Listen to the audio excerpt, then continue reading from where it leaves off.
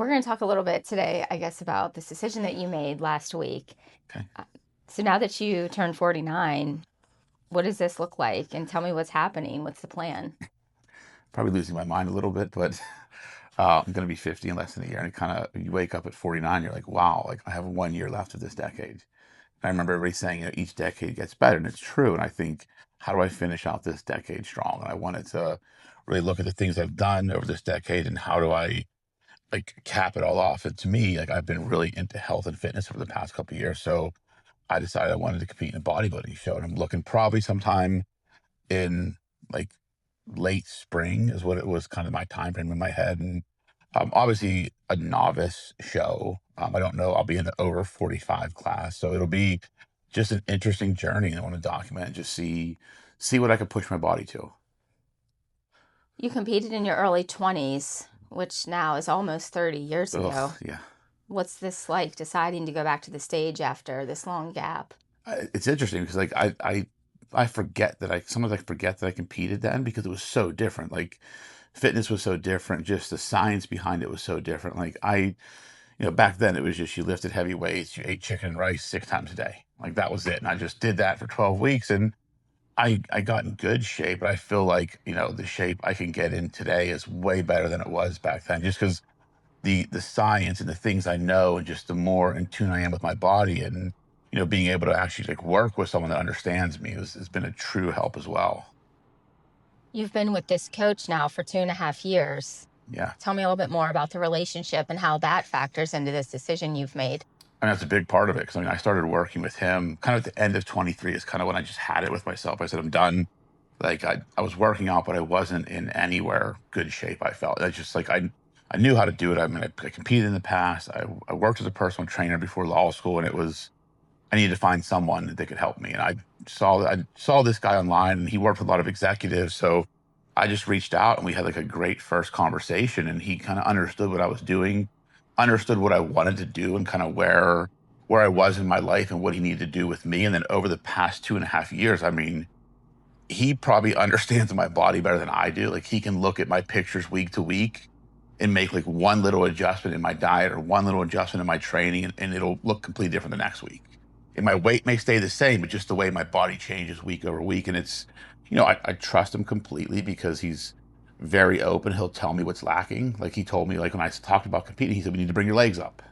I said, okay. So we've been doing legs twice a week for the past 3 months now, and it's made a huge difference. But like he saw that little bit where I wasn't seeing that. So he could see things in me that I couldn't see, that he knows what I want to do. So he's just building out the plan and I just follow the plan. I don't have to think, I just follow the plan.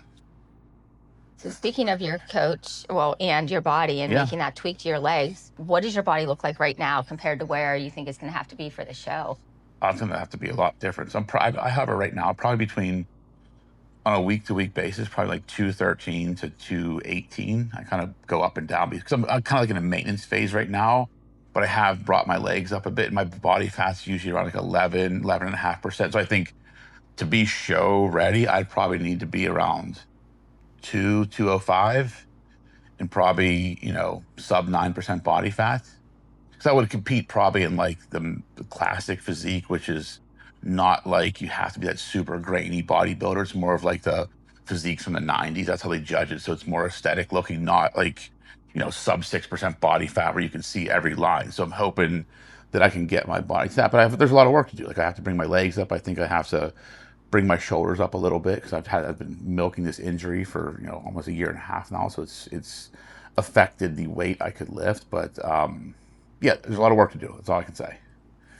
Okay, so the other side of this, Hmm. you said this series isn't just about the stage, it's about becoming a better man. So what does that actually mean?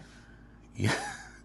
I mean, really, it's just about improving in every aspect of life. Like personally, professionally, like how do I become a better leader, a better father, just a better person in general? And I want to be able to get to 50 and look back and say, when I step through that gate of turning 50, that I'm the best version of myself I could be. Because I feel like there's been so much just change in my life over the past 3 years. And, I've kept moving forward and I've kept focused, but now it's like I really want to, one, be a lot more present in the moments and enjoy the moments with the people I love and really push myself intellectually, professionally, personally, physically. And that to me is becoming a fully integrated and well-rounded man. I think that should be the pursuit of everyone, to be a fully integrated person, like all aspects of your life. You're never going to have full balance in everything, spiritually, physically, mentally, emotionally, professionally. There's always going to be something out of balance, but you have to be able to just integrate them all and find that balance you need. And that's what I'm working for this year. What do you think the hardest part is going to be over these next few months? Distractions. Honestly, I think um, to take the show, for instance, to compete, I mean, you have to truly be able to remove distractions, like food distractions, social distractions, negative distractions. Because I remember when I competed back then, that's I was one focus. That was it. It was in the summer times I competed. I was home from college. It was truly just that's all I did. I worked and lifted and ate. That's it. Now, I work. I run a firm. I have a business. I have kids. There's all these things happening. This is my daughter's senior year of college or of high school, preparing for college. There's gonna be a lot of distractions in my life that I'm gonna have to you know, be laser focused. I'm pretty good at focus, but there are times where I feel myself getting distracted. So that'll be the biggest challenge for me, honestly. Last question. Okay. If someone watching is your age and thinking about going back to something they haven't done in decades, what would you tell them? And just literally just do it. Truly. I mean, when we're younger, we think like late 40s and 50s is so old. Like, oh, I remember in my 20s thinking like, man, when you're 50, you're basically dead. You're basically at the end of it.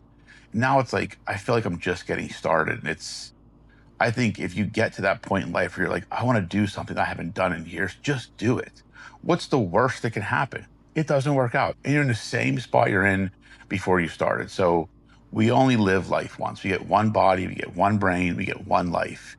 And, what God has given us, these talents, these abilities, these thoughts, these dreams, these hopes, if you feel that, take the chance. Worst case scenario is it doesn't work and you're in the same spot you were before you started. So I would encourage everyone to just, if you're at my age, approaching 50, early 50s, and there's something you want to do that you think you're too old for, you're not. Just do it. I would truly just say, just take the shot. So thank you all for watching this episode. Hopefully, these are going to be entertaining and interesting to watch. And my journey will definitely be a up and down roller coaster, I'm sure. So if you haven't done so, subscribe to the channel, and I will see you on the next video.